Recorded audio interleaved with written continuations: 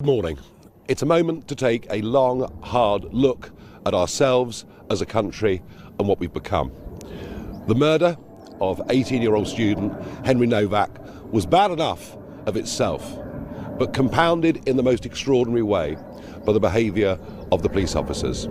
Many of us have asked for the footage to be released, and finally, last night it was. Let me show you just 30 seconds of what happened on that fateful evening in Southampton. Got this stud. Right, let's get you out of there, shall we? Oh. I was in bed asleep. My neighbour just phoned me up and look, someone's attacked me. I can't breathe. Grab his other arm.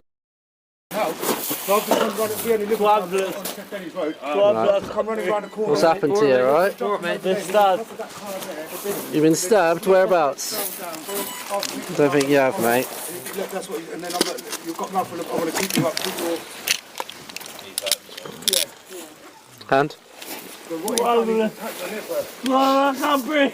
Put the hand in the cuff, mate. This is like numerous times since it's happened to us. We've been walking, we parked, multiple times we've had people racist. Just think of it.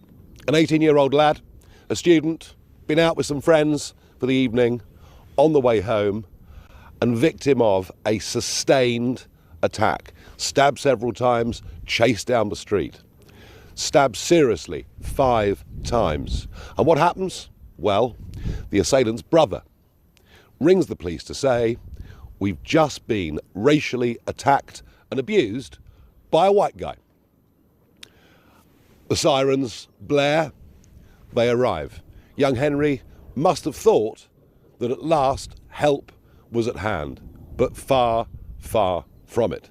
The police act from the beginning to the end, and the end when he dies, lying on a pavement, having been stabbed, in handcuffs. The last thing he heard on this earth was him being read his rights by the police.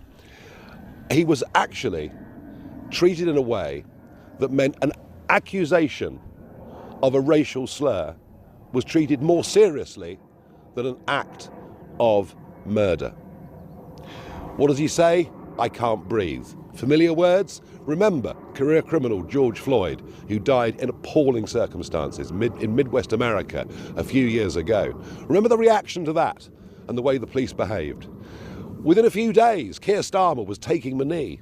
Black Lives Matter exploded all over the country. Churchill's statue was defaced. The cenotaph was vandalised. And yet, what has the public reaction been from our leaders and politicians, and indeed, to be frank, much of the media to this? Silence. Absolute silence. Proof, if ever there was any, that we're living in a two-tier culture in this country where the rights and privileges of white people matter less than those of ethnic minorities. Now, what has happened over the last few decades is, without anybody being asked, without anybody ever voting for it, we've been subjected to mass immigration on a scale that is truly unbelievable. At least 10 million new people have come to Britain in the last 20 years. And let's be clear, many of them are great people who work hard, have integrated and made their lives here. But far too many that have come have refused to integrate, are leading parallel lives and leaving many of our cities almost culturally unrecognisable from what they've always been.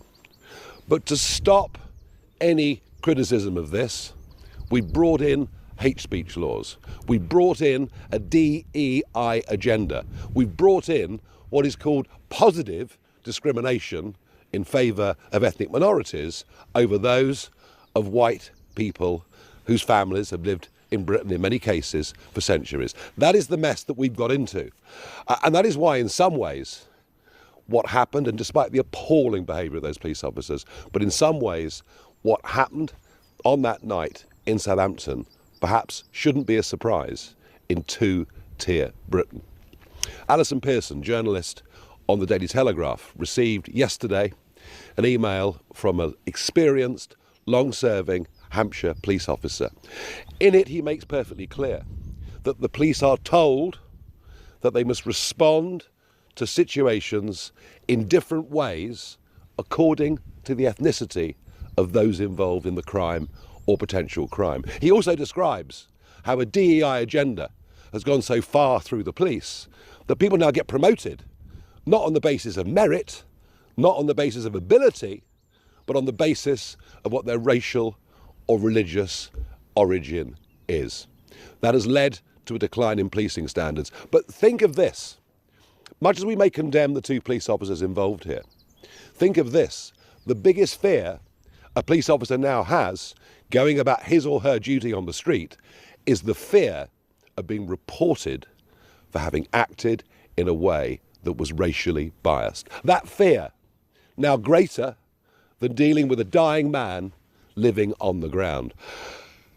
Henry's family have responded to this in just the most extraordinarily dignified way. But I suggest the rest of us respond to this with pure, cold rage. This is wrong. All the values and standards of living in a free country where everybody is judged equally before the law have been trashed and thrown away. And there are 1 or 2 things that need to happen very quickly. The first is that the police complaints operation, the IOPC, needs to get to the bottom of this and produce a report very, very quickly. Secondly, even through to sentencing, the sentence given was actually lower than the recommended minimum for a sustained, aggressive, murderous assault. And I'll be writing today to the Attorney General asking him to review the sentence.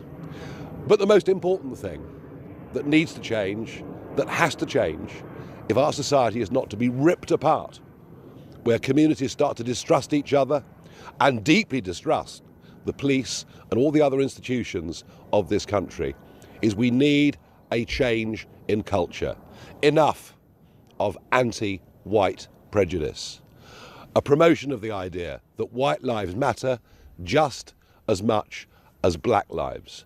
An end to DEI and positive discrimination, but a country that treats everybody equally and fairly before the law. This is serious. This is urgent. I fear for where our society will be in a few short years if we don't grip this and do it very, very quickly. I want to send my sincerest condolences, the country's sincerest condolences